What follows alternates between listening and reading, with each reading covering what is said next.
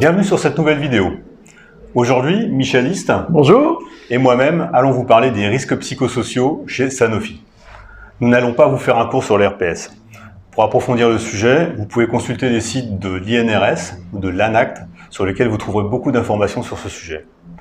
Commençons par rappeler l'article L4121-1 du Code du travail, qui précise que l'employeur est tenu de prendre toutes les mesures nécessaires pour assurer la sécurité et protéger la santé physique et mentale de ses salariés. Dans ce cadre, l'employeur ne doit pas seulement diminuer le risque, mais il doit l'empêcher.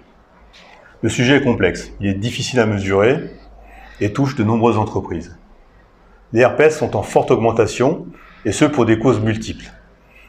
Nombreux changements comme des réorganisations permanentes, multiplication des prestataires, insécurité de l'emploi et de son poste, la charge de travail, l'évaluation professionnelle, le grading, l'équilibre vie professionnelle, vie privée et bien d'autres facteurs qu'il serait beaucoup trop long d'énumérer. Christophe vous a montré que les sources de RPS sont multiples. Par exemple, prenons les réorganisations. Disons tout de suite que l'objectif n'est pas de parler des réorganisations en elles-mêmes, mais des conséquences. En effet, la CFE-CGC dénonce les effets néfastes des réorganisations permanentes sur les salariés et sur l'entreprise. En amont de la mise en place des réorganisations, il n'y a pas de prévention des risques psychosociaux, pas d'études d'impact humain, pas ou peu de concertation du terrain, pas ou peu d'études de charge de travail, donc sur la répartition, avec un effectif cible défini par avance et à la louche, petite louche. Pas de retour en arrière possible, pas de gestion des emplois prévisionnels. L'entreprise devrait anticiper l'identification des métiers voués à disparaître et les métiers d'avenir. Ceci nécessite des ressources humaines et des plans de formation ambitieux qui sont très insuffisants. Éviter les risques psychosociaux est illusoire lorsqu'ils ne sont pas évalués d'une manière continue et ciblés sur les services départements et avant toute réorganisation. Force est de constater que la direction et les organisations syndicales n'ont pas du tout le même ressenti sur le niveau des RPS des salariés.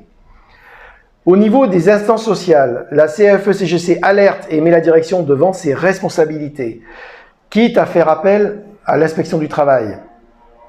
Sanofi a pris conscience de l'augmentation des risques psychosociaux très tardivement en 2020. En juillet 2020, le comité exécutif France décide de lancer une initiative pour éviter la survenue des risques psychosociaux avec la création du comité opérationnel France. La CFE-CGC, à travers Christophe Pellat et moi-même, en font partie. Ce comité a choisi le cabinet d'expertise canadien Empreinte Humaine, spécialisé dans les risques psychosociaux, pour l'aider à déployer cette démarche sur le périmètre France.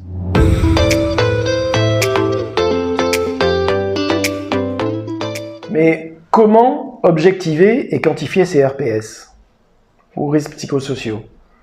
Empreinte Humaine nous a proposé de mettre en place le baromètre. Le baromètre est un questionnaire annuel rédigé par un expert dans le domaine de la prévention des risques psychosociaux et qui a été envoyé aux salariés Sanofi en France. Il a pour objectif de mesurer le niveau des RPS et de localiser les départements les plus à risque. Ce baromètre annuel est une bonne initiative. Il sera d'autant plus efficace si les salariés répondent massivement au questionnaire. À partir de ce baromètre, les risques psychosociaux identifiés sont inscrits dans le DURP, document consultable par tous les salariés et l'inspection du travail. À partir du DURP, des plans d'action correctifs sont établis et c'est leur bonne application sur le terrain qui déterminera le succès de la démarche. Les plans d'action sont suivis par les comités QVT RPS. L'établissement de plans d'action pertinents demande une charge de travail importante et surtout une mise en œuvre effective. Nous nous interrogeons sur les capacités des ressources humaines, HSE et managériales pour ajouter cette mission en plus de leur travail quotidien très chargé. Si cette démarche constitue une amélioration par rapport au passé, nous attendons des résultats concrets sur le terrain pour juger de son efficacité. Signalons enfin que des formations de sensibilisation des salariés sur les risques psychosociaux ont été mises en place. Certaines sont obligatoires pour les managers.